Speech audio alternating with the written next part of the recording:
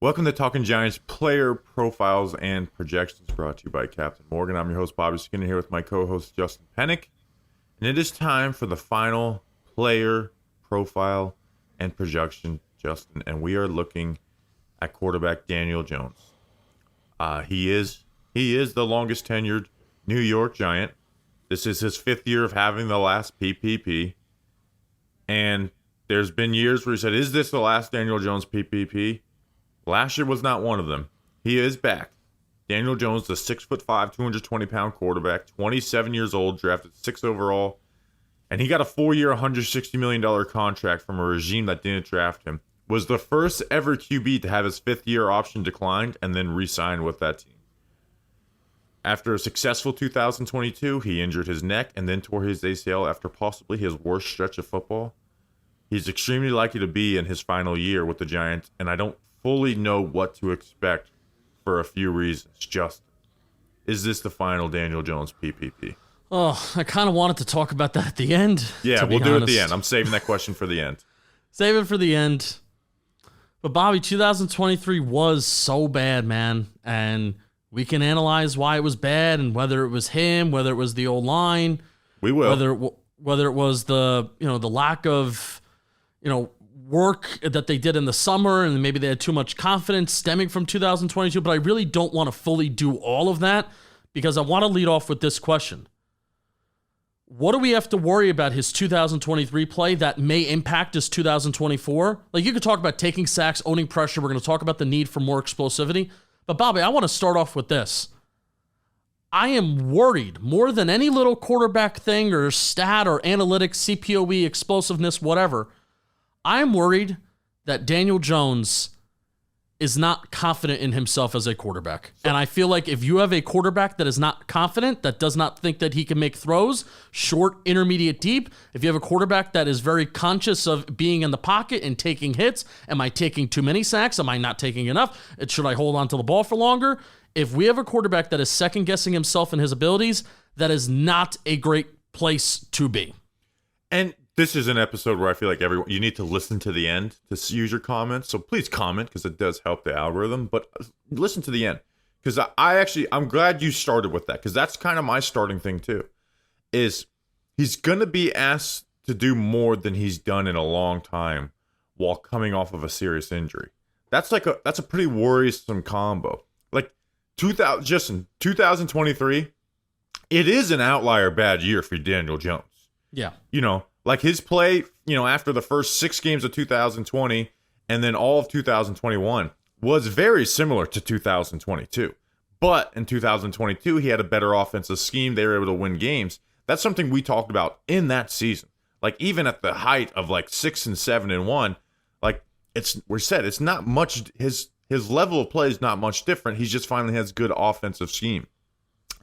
The biggest difference was him utilizing his legs to throw on the run more than he had ever done before. That was really even just utilizing his legs in general. But 2023, Bobby, like that is not Daniel Jones's norm. Daniel Jones's norm is not Jamarcus Russell. Yeah, his norm is that second half of 2020 through 2022, that's also not good enough to be here long term, which we've talked about when they signed the contract. But here's the thing that worries me most. It's not that, last year was an outlier year. It's just I don't have the confidence that he's going to just bounce back to that level of play while being asked to do more and coming off of a major injury. And forget a second neck injury. Like, that's a lot stacked against him and like as far as this season goes, right? And this isn't about like him being here long term. I'm just talking about getting through this season, like, and getting him back to that level of play to make the season watchable. Yeah, man. One of the things that we really talked about after the contract extension in 2000, after 2022 and heading into 2023 is this is great and this is good, but Daniel Jones still needs to reach a level of XYZ, of getting more explosive, of targeting more areas of the field and taking a step up as an offense. And now we're unfortunately at a point where we're asking Daniel Jones to do the same thing that we wanted him to do even after 2022, but there is just still that question of can Daniel Jones even get back to that efficient 2022. And I don't know the answer of either of those two questions. I have a path in which I think that we can get there and it can look different, and I want to talk about that, but I'll get your thoughts on that. Like we need, not only do we need Daniel Jones to return back to what he was in 2022, efficient, utilizing his legs, an offense that doesn't turn over the ball as much, but we need Daniel Jones to still take a step up, and I don't know if he can even do that. I don't even think that conversation, because this likely is Daniel Jones last year. He is essentially a very expensive placeholder this year, right?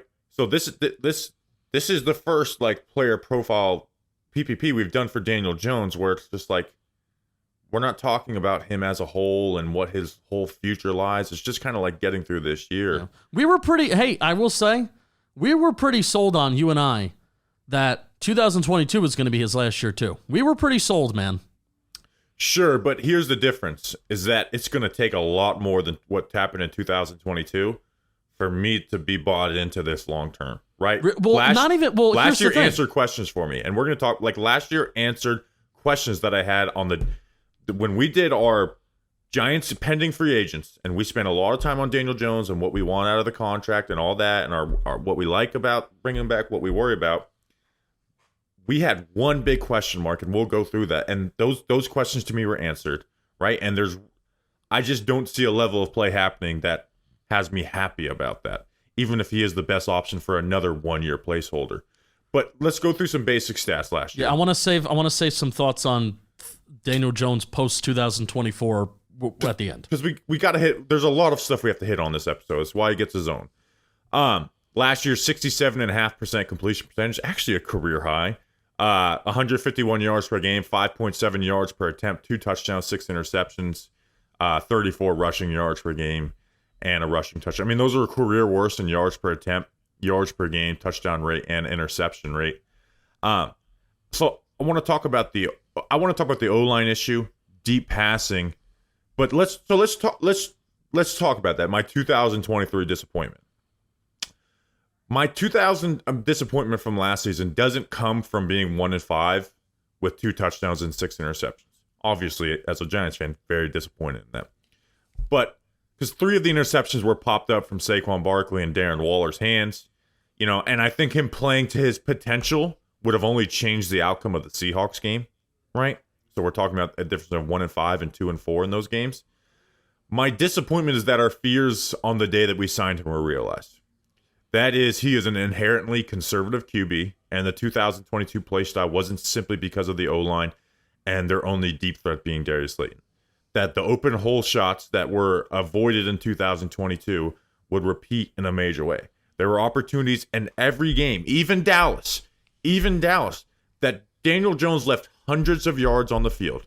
I'm talking in between the plays where the offensive line totally broke down and screwed him and gave him no chance, and plays that were dropped in the Miami Dolphins game where you look at the stats and say, no way this guy played well, but he actually did in that game.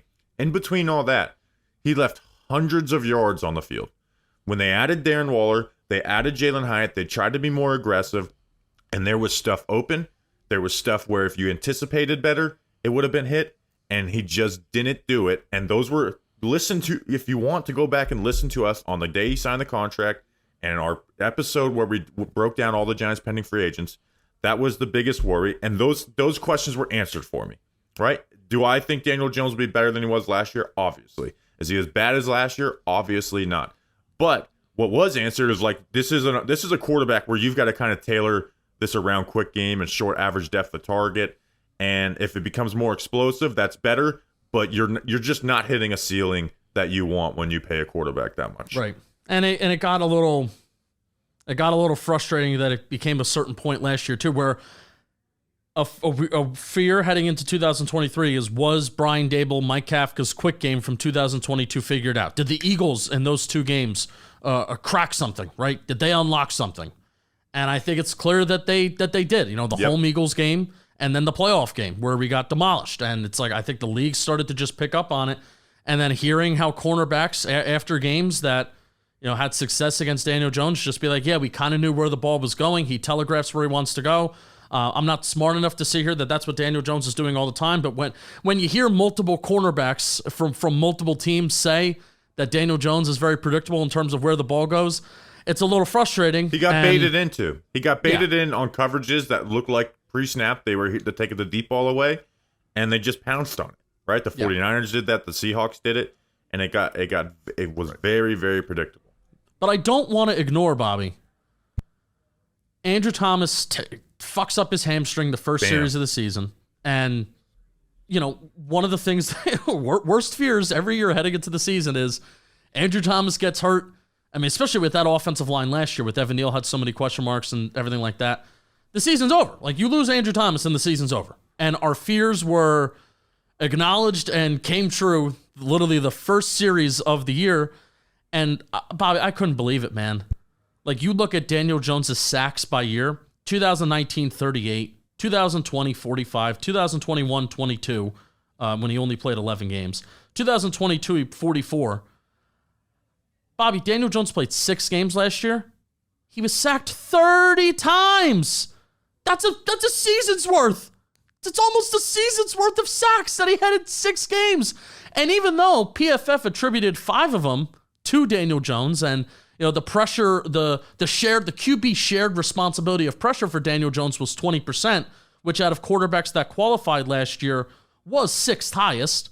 So Daniel Jones does own a good amount of the pressure that he takes, but there's still 25 sacks through 6 games that are on the table there that's due to the offensive line.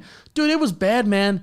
It was really, really bad, and I do think it halted and ruined whatever plans that they had. And yes, there were plays on the field, like you said, and I agree with you that there were plays on the field that Daniel Jones left, but the O-line was just a horrible disaster. So this is where the people who, for the first 12 minutes, like, the O-line, agreed, right? Last year was a disaster in the game specifically that he played, right? When people like to make the argument that, oh, well, Tyrod Taylor, and Tommy DeVito pushed the ball down the field. Now, Tommy DeVito actually had like the same deep throw percentage. It all evened out at the end. Tyrod Taylor was more aggressive than Daniel Jones. But the pressure Daniel Jones was under in those games was unreal, right? It was unfreaking real outside of like the Raiders game, which he got injured. Like, he was under pressure 46% of the time last year, and he had a career high by double for sack rate, right? He was getting, and those 5 starts before the Raiders game, he was getting pressure 20 times per game. 20 times per game, right? And so, like, sometimes you look at, there was 20, not 20 times, but there was 20 pressures allowed per game from different offensive alignments. So people say, oh, well, Tyrod Taylor was pressured this amount of times per game. No, that actually wasn't true at all. Honestly, almost half of Tyrod Taylor's pressures came in the games of relief of DJ and San Fran and Miami. The games that he started, it wasn't like that. So he was getting pressured. You can get pressured by more than one person on that play. Doug Analytics had the stat about how he was the quickest pressure in the NFL, and his pressure by game. Week 1, 67%. Week 2, Cardinals, 30%, 44%, 46%, 44%. And when people are like, well, he created sacks, right? He created sacks. Last year he did, right? DJ's pressure to sack rate was the second worst after Tommy DeVito in the NFL last year.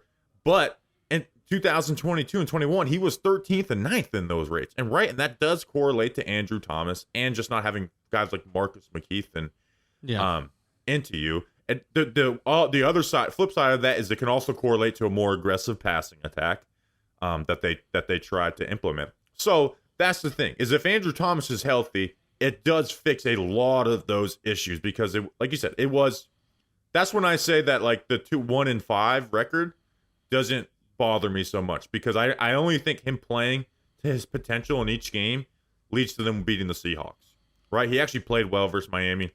San Fran, they really had no shot. Dallas, he missed a good amount of throws, but they had no shot. But that pressure that he faced in the beginning of last season was unlike anything I've ever seen for a quarterback too. So can we transition to this year? Because I have a big talking point this year. I think you've heard me say it a couple times. Are you good to transition to 2024 and Daniel Jones? Yeah, you want to talk about deep passing to start off with that? I just want to talk about, in general, Daniel Jones, Bobby. Even if Daniel Jones is a worse quarterback than what he was in 2022. Because let's be real. Like, he had a mastery of that offense.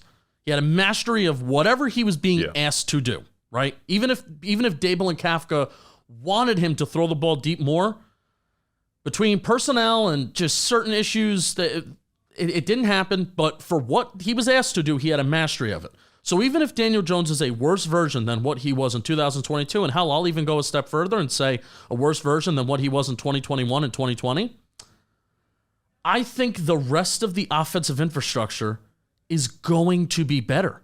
I think without a doubt, between coaching, offensive line, and receivers, this is the best infrastructure that Daniel Jones has had in his career by a mile, where you have the tackles hopefully figured out, hopefully healthy. Thomas doesn't get injured. Andrew Thomas cannot get injured. I would even go a step further and say Jermaine Elamunor cannot get injured either. Cannot get injured. The interior we're gonna live with, but I mean, hey, there's veterans there, and there's a second round pick that we hope takes a step up. So the offensive line is going to be better.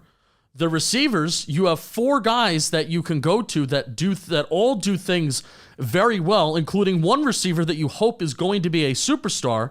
So even if Daniel Jones, and you saw a little bit of this in the Texans game, even if Daniel Jones is not a good quarterback or disappointed with his play, I still do think this team could win more football games because everybody else around him is going to be better and is going to make his life easier. Well, do you agree?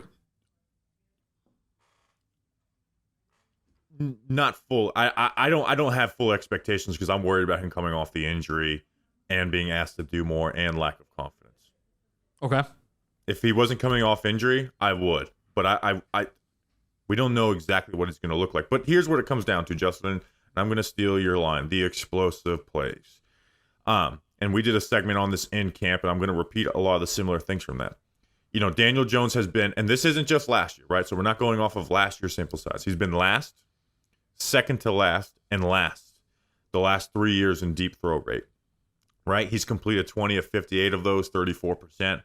He ranked 24th in that category in 2021, 9th in 2022, and then 46th in 2023. You know, he's been 39th of 45 last, and then 37th of 39 in average depth of target. We've talked about the offense has to be built around the wide receiver's strengths and not Daniel Jones' strengths. Like the realistic my expectation for him, which not saying I'm expecting him to do it, but it's like my demand for him is to be top 15 in both those categories with the personnel they have, right? Like, I think anything less than that is a failure for him. Like, you have these 3 deep threats of Malik Neighbors, Jalen Hyde, and Darius Slayton, right? Tyrod Taylor, who had been a historically conservative with the ball, had the 3rd highest deep rate last year because he realized we had it in Slayton and Hyde and trusted it. And Dable got a taste for that. That is what Dable wants to do. So Tyrod was also a 15th in completion rate.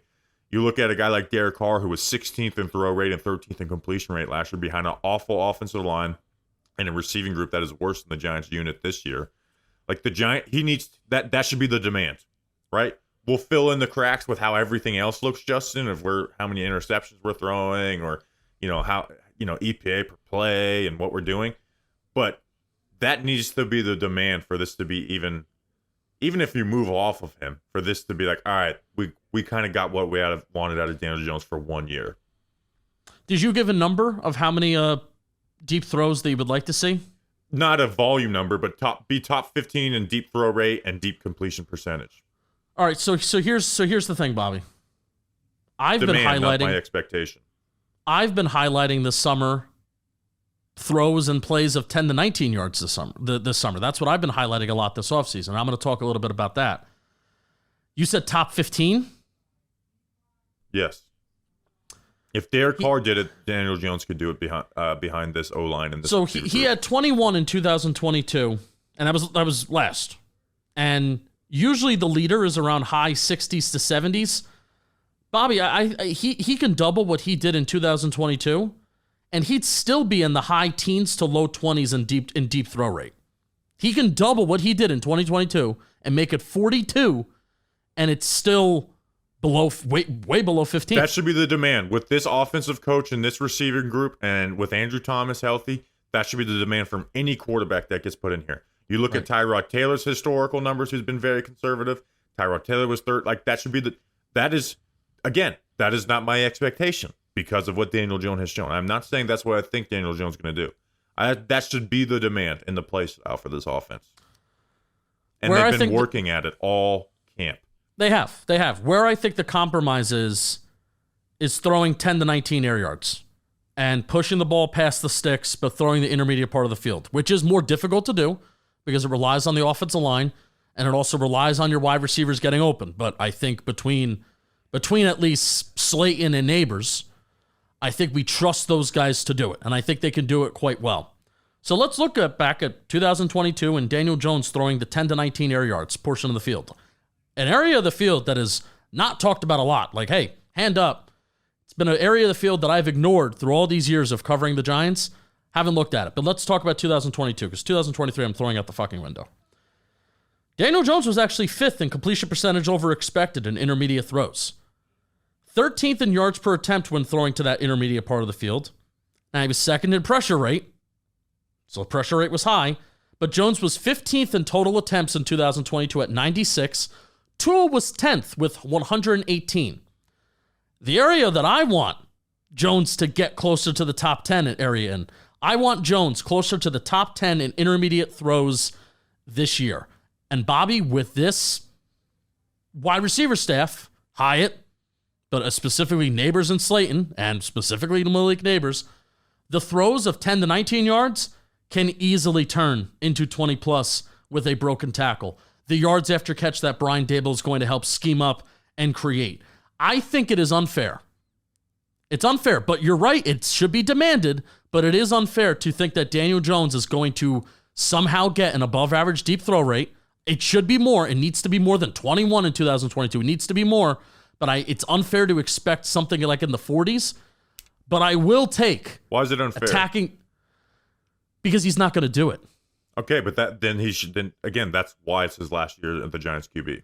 But I'm trying to search for something positive and something that he does already kind of well, and that was in 2022 throwing to the intermediate part of the field with a bad offensive line and really only Darius Slayton as a legitimate option to throw it to that intermediate part of the field. He did it well. He did it at an above average rate. And I think that's the area which can be really increased with the offensive line and the personnel that we have this year. Yeah, and that's where offensive line makes the biggest difference, right?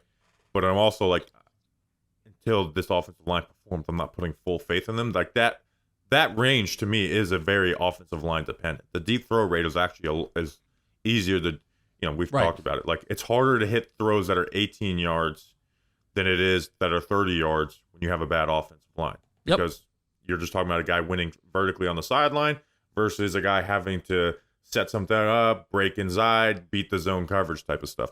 But also, while doing all this, right, he does need to stay efficient in the quick game, which there are going to be plenty of that. Malik Neighbors will be targeted a ton there. Well, Wan'Dale Robinson will have one of the lowest average depths of target and a ton of targets too. So you're still going to do that, but this team has to become more explosive with their personnel, right? For sure. Like if you looked at this depth chart, right? You say, what single player is stopping them from being an explosive offense? You would argue the most is the quarterback. Exactly, right? So that's why, again, not my expectation. That's my demand. If Derek Carr can do it last year, Daniel Jones can do it this year.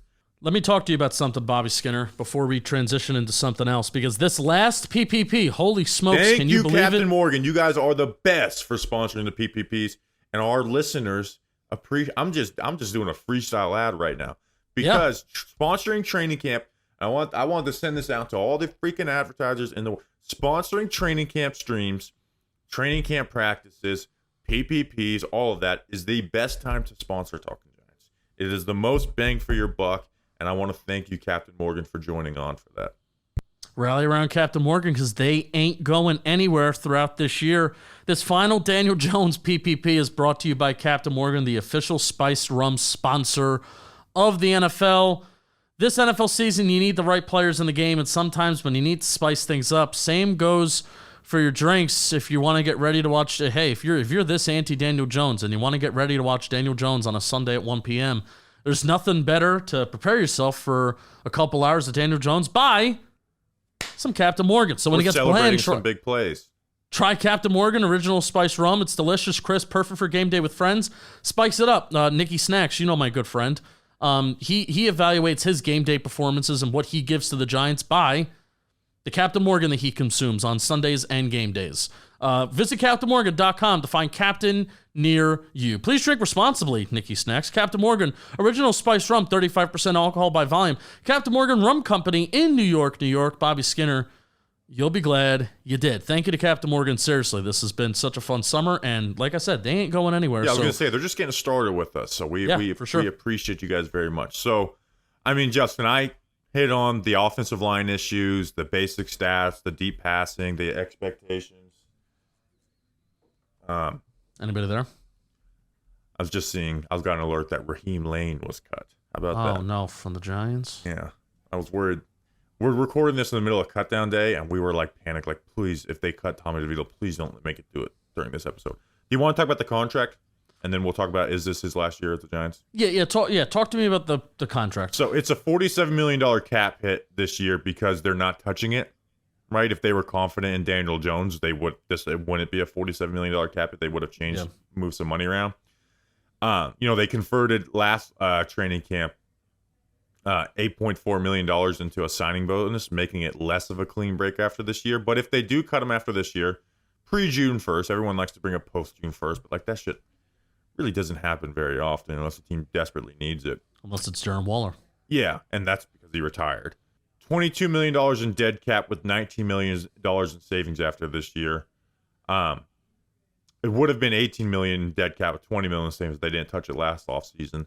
And then $11 million in dead cap and $47 million in savings if they keep him through 2025 and cut him after that year. So let's talk about that because you hinted at it. Let's ask the question and let's answer it. Is this the final Daniel Jones PPP? I don't know. I will give an answer after we talk about it, but I don't think it's as much of a slam dunk. No, like yes, like is this the last Daniel Jones PPP? I don't think it's as much of a slam dunk yes as you think because if the Giants find themselves, I'm not talking about like 9 wins and a playoff win. I'm not talking about that. I'm even talking about 7 wins and being in a worse draft position than what they were this year. And either there's a quarterback that they like that they can't get because they can't trade up or whatever the situation, the circumstance may be. It's not a total slam dunk that this is his last year is my point. And it's not because that the Giants don't want a quarterback. They want a quarterback. They acknowledged that this offseason that they were willing to move heaven and earth to get Drake May. But there are circumstances, a lot of circumstances out of their control, including Brian Daboll being a good enough coach to coach up a football team to more victories than they should get in on a year in, year out basis, that they may have to roll with Daniel Jones for an additional year and also have a very big cap hit go along with it. So that's a very good point, right? Because like you for all the same reasons, I don't need to repeat what you said. I agree with you 100%. But so they would save $19 million in cap space. So it's basically, all right, we can draft if let's just say they're not in a position to draft one, or there's not a quarterback. Let's just say that because I don't think they're going to be, honestly, right? And that's why we talked about in the draft, even though me and you didn't want a JJ McCarthy or Michael Penix, it's like the downside is you kind of have to get lucky to fix this quarterback situation. So the question is, do you use that $19 million on another quarterback in free agency? And I actually think it's tough, but they would have to win games, right? Like I feel like I'm repeating ourselves from the 2022 PPP where we kind of dropped the stats at the end. Like, you know what it really has to do for this not to be the final one? Win games. I think if he plays at a similar level to 2022 or 21 and they win 7 games or 6 games, I actually think they would rather move on for one, just they would probably want something fresh in their 4th year as the regime together. Yeah. And knowing that maybe you downgrade if you go sign Jacoby Brissett or whoever, but they may just want a fresh face and someone who operates the offense a little more the way they want, even though they might be the same or a lesser player of Daniel Jones. So I'm pretty confident it is the final one. And again, the only thing is if they win games and make the playoffs again. And I don't think that will convince them of like they did 2 years ago. Like, oh, we're right. I think it would just be like, all right, we're with him for another year. Yeah, we're with them for another year, and we would have to, again, not touch the 2025 cap hit is $41.6 million, and then 2026 they can cut him for basically nothing. $11 million. It would be a clean break. 47. That's a clean break. So I don't know, man. Like, of course, I lean yes. Like, yes, this is the last Daniel Jones. This is the last Daniel Jones PPP. And I understand that. But I learned from heading into the 2022 season where we were like, yeah, this is it, man. Like, of course. Now, granted, like you said, there's been no player ever before Daniel Jones to have his fifth-year option declined and then to get a contract extension.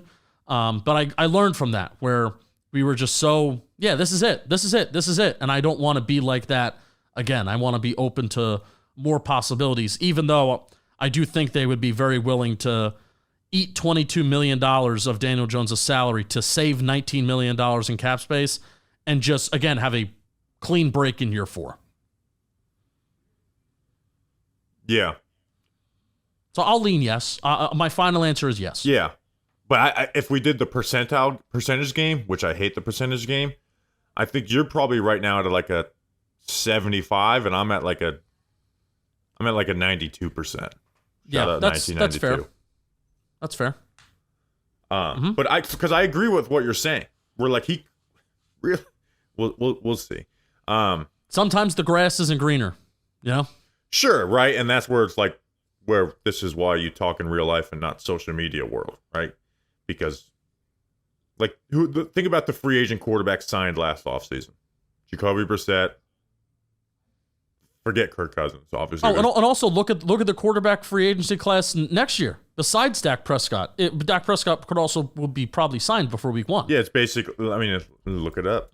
It's nobody fun. It's basically it's just bad. Jacoby Brissett. It's barren. Yeah.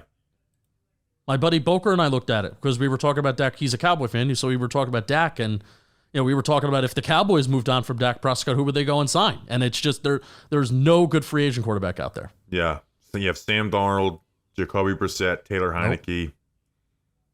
Yeah, that's essentially it. Those are backups. So, all right, Justin, that is an episode. And that is year 6 of player profiles and projections. I hope that you guys enjoyed them. We will see you tomorrow, and we will see you on the next PPP next year. How about that? Are you excited for 2025 PPP season? I am. We'll see you then. Until then, let's go Big Blue.